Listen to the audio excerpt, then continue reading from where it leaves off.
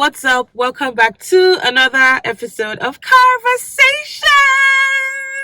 Yes, welcome. Welcome back to another episode of Carversations with Bemi.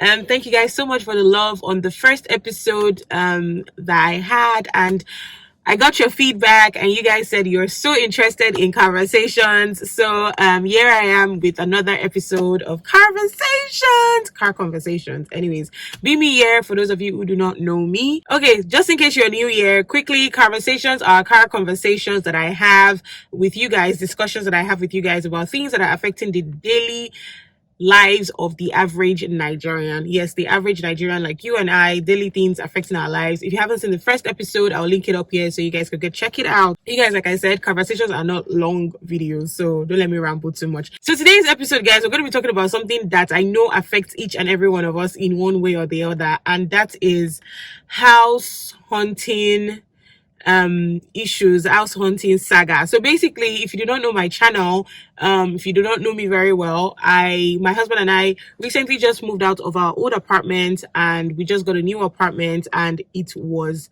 stress. It was a struggle, and there's some things that I found out in this process, and I just wanted to share it with you guys, and let's have a discussion about it, because I'm just like, I don't understand, why are these things happening to Nigerians, everyday Nigerians? Like, to get houses, these things are just there, just chilling, to stand in the way of us getting houses. Like, so basically why I think this is very important, and I'm talking about it, is because go back to our early social studies in primary, secondary school. I think they used to talk about like the basic needs of the human being, and I think the basic needs for we Nigerians are food, which I talked about last week, clothing, so because you have to have something on your body, shelter. I think I remember food, clothing, shelter. I don't remember any other basic things, but yeah, but basically basic things, basically. Anyways, what I'm trying to say is that shelter is very, very important, and to have the average Nigerian go through so much struggle just to get basic needs like shelter for themselves is just very, very alarming. So while we were house hunting, I remember this particular day, one of our agents called us and he was like, we should go check out a particular apartment that he thought we were gonna like. And you know, as soon as we got into the car, we picked up the agent. The first thing the agent asked us was, oh, by the way, you guys are Yoruba, right? And we were like, yeah. Like, what does that have to do with anything? He was like, oh yeah, I'm just checking because the owner of the house basically does not want any Igbo persons in the house.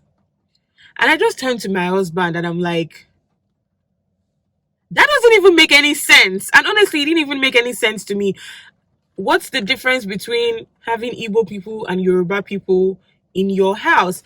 I would also go back to explaining some of the things that the landlords, well, people that I know are landlords, had explained to me when I expressed these concerns to them.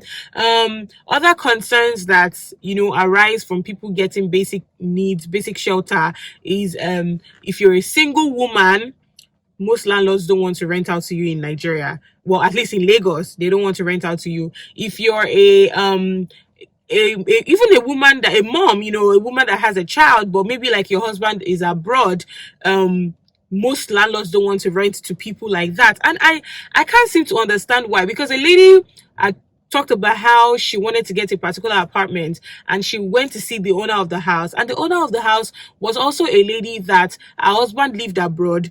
And I guess maybe her husband was sending money home and they built the house or whatever. And the lady said that she did not want a lady that did not have her husband living in the house. And in my head, I'm like, why? How does somebody not having their husband living in the house, how does that determine if the house will be used well or not? That's if you're bothered about how your house will be used. Do you understand what I'm saying? Like, it didn't make any sense to me. And the lady said she actually told the landlady, like, but you too, your husband is abroad. If your husband wasn't abroad sending no money, would you be able to live in this kind of house? Do you understand? So I feel like there's so much discrimination, there's so much issues that arise when people want to get houses, which I think shouldn't be. Honestly, I feel like people should be entitled to get basic things of life. I partially blame the government, because I feel like if the government had infrastructures in place, you know, maybe like housing estates and everything that went round for everyone, private landlords, private owners of houses would not be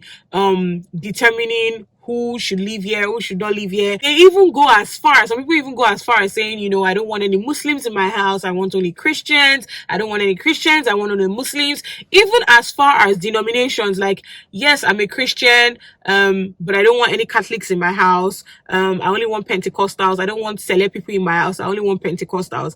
And it breaks the heart of a lot of people, because they have their monies to pay right there and now, but then they don't have access to these apartments just because people are, you know, discriminating, or people have preferences. On the other hand, for the landlords and the owner of the houses, I hear that a lot of their decisions are shaped by experiences. So they've experienced a lot of, you know, maybe somebody that says they don't want a celeb person in their house is because somebody that was celeb had lived there before, and the person was burning candles and burning incense, and, you know, just an example of what I've heard.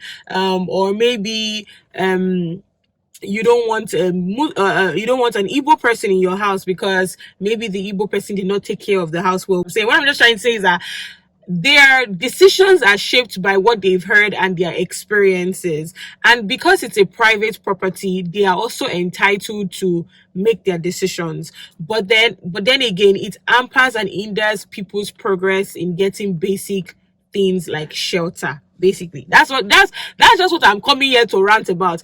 Let's not even get started on, you know, the cost of housing, the cost of apartments in Lagos. It is so damn expensive, and because it's, like I said, private property, the government is not putting out, there is no cap price. You know, anybody just says, oh, this is my 2-bedroom, I call it 1.3, 1.4, 1.5 for no damn reason. Do you understand? Everybody just putting their own prices, and basic shelter that people should have, they can't even seem to afford it. You understand what I'm saying? One of the things that we experienced before we moved away from our old house was that some landlords are not nice at all. They only just slap paint. If you haven't seen my what's that video called, why we moved out of our house, you should go check out that video. Literally, our landlord just slaps paint on the walls, and you don't even know that, like, there are pipes broken in the walls, and, you know, there's so many things wrong in the house until you move in, and they don't tell you. And I don't know if you agree with me, but I wish there was kind of like a review type of app or website or something. I think there was something like that in the US, where you can easily leave comments and be like, oh, I don't think you should rent this house. Or you can be like, oh, I lived here for 3 years and this were the issues that I had. You know, things like that. I feel like if we had things like that, it will make landlords sit up. It will make them not have unnecessary rules. It will make people not waste their time. There was a lady that talked about how she had been searching for apartments for a very long time, and she finally found one, and the landlord was interested and said she should pay. But the day she got to the landlord's house to, you know, make payment, he saw her in a hijab. I guess from her name, he didn't know she was Muslim. And then when she went to pay, he saw her in a hijab, and, you know, he went in and came out and was like, nope, I'm not renting this house out, my house out to this person. You know, so if there was like an app or something, you know, people could be like, oh, well, this landlord only wants this type of people, or this house, these are the things that are wrong with it. I feel like it's going to make it much easier for each and every one of us. Anybody that is smart enough to create an app like that will go a long way in this Lagos. But basically, I just hate that affordable housing is not very affordable. Is not readily available to the average Nigerian. I feel like we as Nigerians, or especially we in Lagos, I feel like if you take out house rent from the bills we have to pay in a year, God, our lives will be so much easier. Or at least if the house rent was minimized to a certain level, or there was a cap on it, maybe government puts cap price that, oh, you know, all 2 bedrooms should go for this price, all this should go for this price. It will make things easier for each and every one of us. You guys, I just want to know what your experiences have been when it comes to renting apartments, when it comes to what kind of discriminatory things have you faced so far in Lagos, in Nigeria, when it comes to renting apartments? What do you think about the prices? What do you think about the way they even build their houses? What do you think about the laws that this landlord put down? I heard one landlord always says that when it is 12 o'clock, as long as you are not in the house, he locks the gate. It doesn't matter where you are, you sleep outside. See, that's one of the reasons why I told my husband I cannot live with landlord again. We lived with landlord for 3 years and it was not a pretty situation, and I don't think I can ever do that again. So yeah, I just want to know what your experiences have been. What have you guys experienced so far when it comes to getting basic things like shelter in Nigeria, in Lagos. That is today's conversation. Let me know what you guys think. Leave it in the comment section below. Let's have a discussion around this.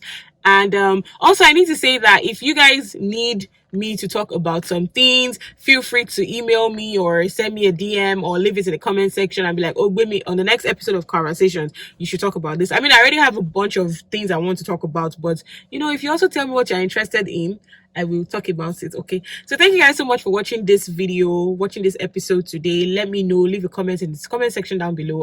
Share this video, like this video, subscribe to my channel, and I will definitely see you guys in my next video. Bye guys.